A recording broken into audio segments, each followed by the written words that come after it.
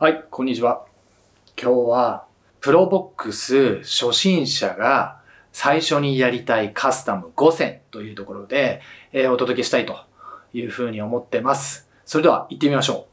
う。プロボックスと私、湘南の朝焼け、千葉のリーフも茨城のうねりも、いった19で心軽くなるロードの水さえ走ってまあ本当にやりたいこと私もいっぱいあるんですけど、大きくこの5つはもう買う前から絶対やろうって、決めてた、ものがありますという感じです。1つ目。一番重要かなと思ってるんですけど、ホイールと、タイヤのカスタムと。私はですね、最初、鉄筋のホイールにして、ブラック塗装っていうところから始まったんですけど、最終的に MLJ のですね、ホイールがやっぱりどうしても気になってて、鉄筋の、塗装から MLJ の、ホイールに、変更をかけたと。で、タイヤは、いろんなね、こうブランドがあるんですけども、私はちょっとこう、クラシックな感じというか、大人っぽい雰囲気が、ホワイトレターであった、東洋のオープンカントリーに、したという形ですと。もうこれはね、すごいね、もうめちゃくちゃ今も気に入ってますという感じです。ホイールに関しては、もういろんなこう種類があって、ちょっとこう 80s のクラシックみたいな感じの雰囲気出すんだったら、これもね、すっごいいいなと思ったんですけど、結構値段が高かったんで、あれですね、ディーンさんの、ホイールです。真ん中がね、こう、丸いこう、鉄っていうかあれになってて、めちゃめちゃ可愛いなと思ってクラシックで、それもすごい自分としてはなんかこう気に入ってたと。ただ、やっぱスタイルがどうしてもこうアウトドアっていうか、結構こう、海をね、とにかく想定してたっていうところもあって、最近のね、やっぱこう、ちょっといかつい感じのブラックホイールにしたかったっていうのもあって、MLJ にしたという感じです。続いて、2個目。これはですね、フロントバンパーのチェンジです。顔が結構そのプロボックスの顔から大きく変わるんで、賛否両論はあると思うんですけど、やっぱプロボックスをさらにこれ何の車かっこいいみたいな感じにするためには、結構こうフロントバンパーのチェンジって重要なのかなっていうふうに思ってますと。私は、ダイナスティグランドの、タコマ風のね、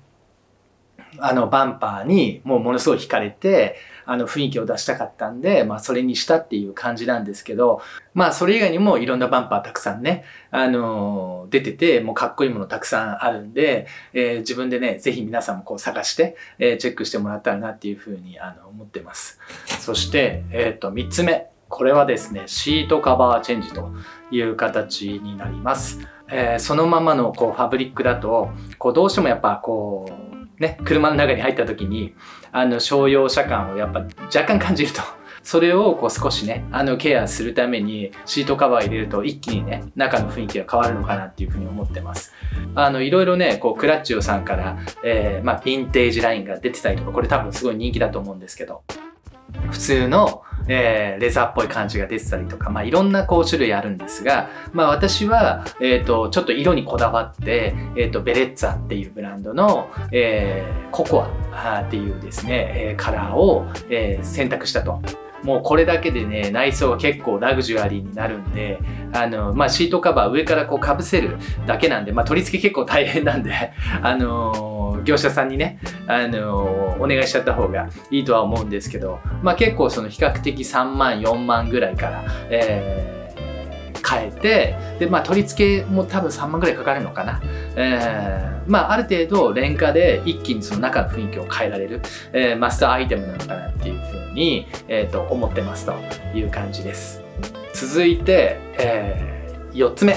これはですね、ヘッドランプ、ヘッドバルブのですね、LED 化という感じです。私はそもそもついているこう純正の、ヘッドライトのですね、バルブだけ LED に交換しましたと。だいたい2、3万円ぐらいで、いけちゃいますという感じです。やっぱりですね、その元々ついている、明かりっていうのが黄色い昔ながらの電球的な明かりなんで、なんとなくこう白の方がこうラグジュアリーなね感じが出せるっていうところで、私はそのヘッドバルブだけ、白いですね LED に変えたっていう形ですと。こうそもそもそのもうヘッドライト自体をバチンって変えちゃって、もうめっちゃかっこよくなるようなものっていうのもたくさん出てるので、お金に余裕がある人は、すごいおすすめ、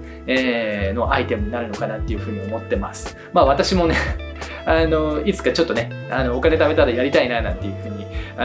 思ってるという感じです。やっぱねバンパーとそのヘッドライトのこの組み合わせってめちゃくちゃ重要なんで、バンパー変えるだけじゃなくてヘッドライトもそれに合ったようなヘッドライトにするともうめちゃくちゃかっこよくなりますよっていう、かつこのプロボックス感が一気にそれでフロントは取れるという感じになるかというふうに思ってます。そして、5つ目。これはですね、実は私まだやれてないんですけど、リフトアップですね。要はインチアップ。1インチ 2.54 センチなんで、2インチ、だいたい皆さんこう2インチぐらいやるんですけど、2インチやると、5センチぐらいね、アップしますと。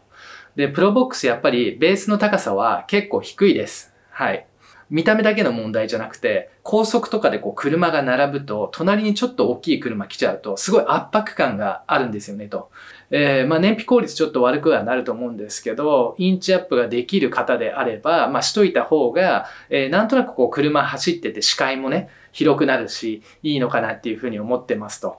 で、私はやっぱ都内のその立体駐車場に止めてて、1550までしか高さが入らないので、2インチいっちゃうと、だいたい 2.5 センチぐらいはみ出しちゃうというところがあって、駐車場の問題さえなければ、もう2インチ、アップしたいなっていうのは本音です。すごいね、やっぱインチアップメリットが、あるのかななんていうふうに思ってますと。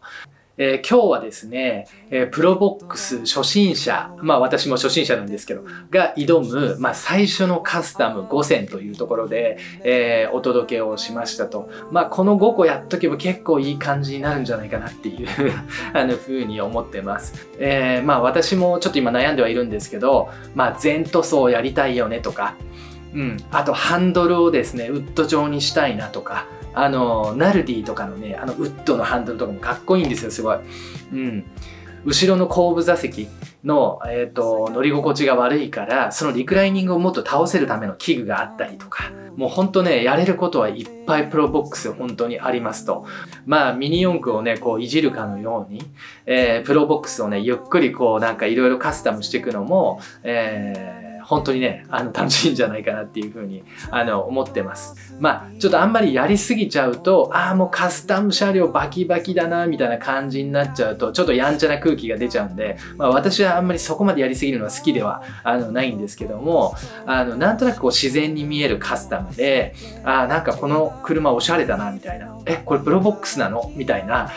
感じのですね、ラインまでは、少しずつ、持っていって、このチャンネルでですね、いろいろ紹介したいというふうに思ってますので、ぜひですね、プロボックス、これから検討されている方だったりとか、プロボックスをかっこよくしていきたいな、みたいな人ね、いたら、チャンネル登録だったりとか、グッドボタン、そして、コメントなんかもね、いただけたらというふうに思ってます。本日もありがとうございました。それではまた。走